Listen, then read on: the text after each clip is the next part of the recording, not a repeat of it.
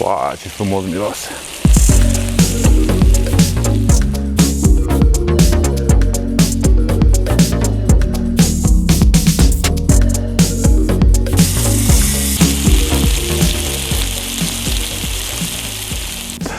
Salut! Eu sunt Toma Bucătarul. Bine ai venit în bucătăria Puiului de Crăiești, unde găsești o sumedenie de ingrediente. Ingredientul principal din această rețetă sunt aripile de pui de la Puiul de Crăiești, care este crescut 100% natural la o fermă de familie de peste 30 de ani. De ce aripi de pui? Pentru că astăzi o să gătim aripi de pui marinate în sos iute. Ce-mi place la această rețetă? Că are foarte multe ingrediente, după cum v-am spus. Și acum încep eu, așa cum începe Toma. Ingredientele de care avem nevoie sunt următoarele.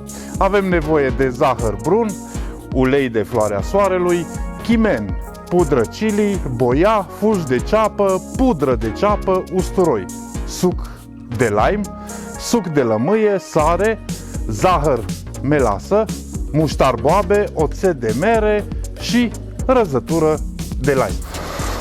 Puiul de Crăiești, puiul de Crăiești, ce falnic și ce fain mai ești! Yeah.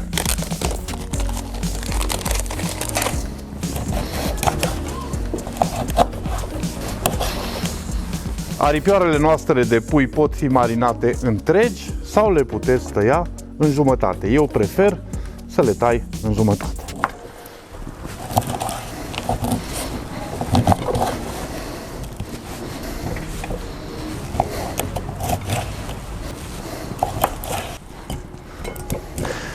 Aripile noastre le-am tăiat, acum urmează să radem lime-ul.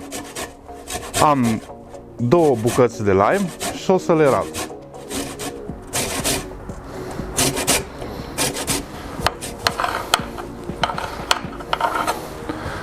Tăiem un lime în 2 și o lămâie tot așa în 2. Punem în aparat, presăm ca să obținem suc.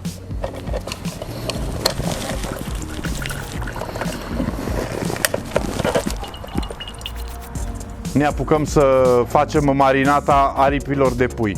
Prima dată ne vom folosi de chimen. Prima dată o să măcinăm chimenul pentru a-și elibera uleiurile. Cam 2 lingurițe de chimen.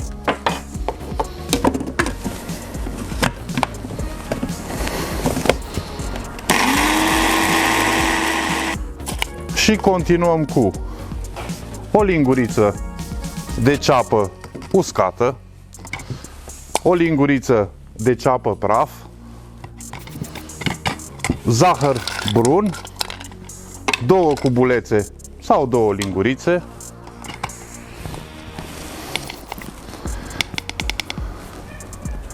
boia iute după gust, puțină boia roșie tot așa după gust, avem melasă, 2 lingurițe, boabe muștar, o jumătate de linguriță, avem 2 căței de usturoi, sare, o jumătate de linguriță, mai avem nevoie de sucul de la lime și lămâie,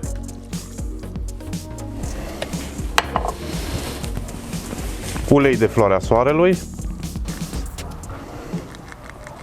oțetul de mere, foarte puțin,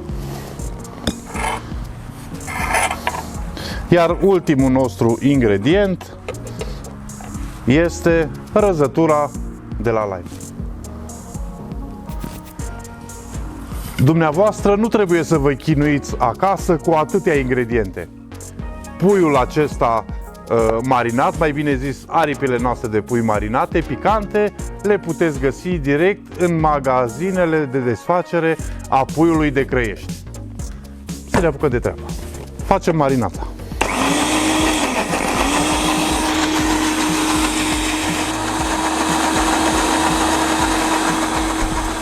Și acum adăugăm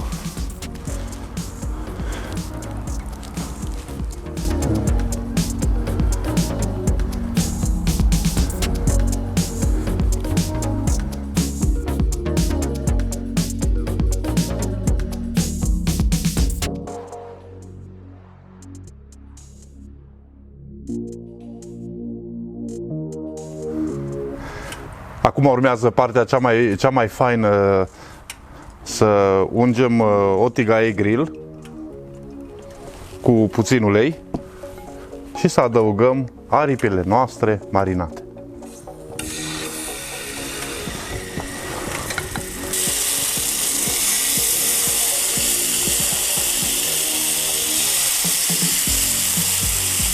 Dacă ați ști ce frumos miroase,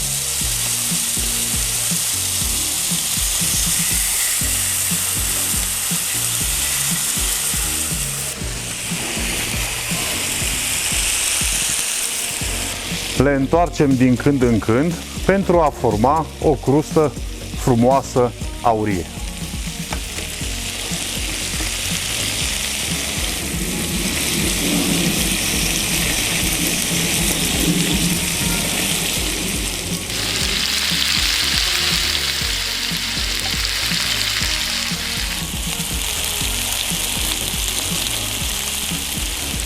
Aripioarele noastre sunt gata, urmează să le montăm. Uau, ce frumos miroase!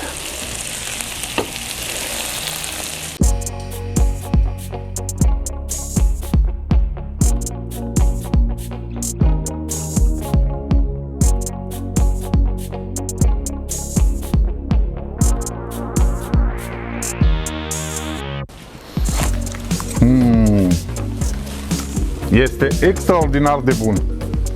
Foarte, foarte bun.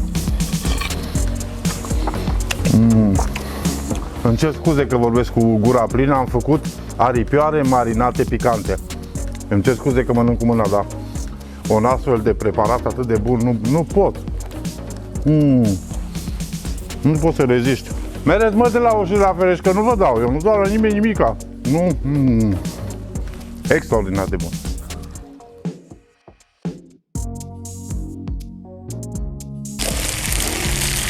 Dragii mei, am mai pus de o tură de aripi marinate picante, dar nu pot să rezist. Ce să vă zic? Să aveți poftă mare, să faceți și dumneavoastră această rețetă, dacă nu, să mergeți direct în magazinele Puiului de Crăiești, unde găsiți gata marinate aceste aripi. Să ne revedem cu bine și săptămânile viitoare. Doamne ajută, vă pupă Toma!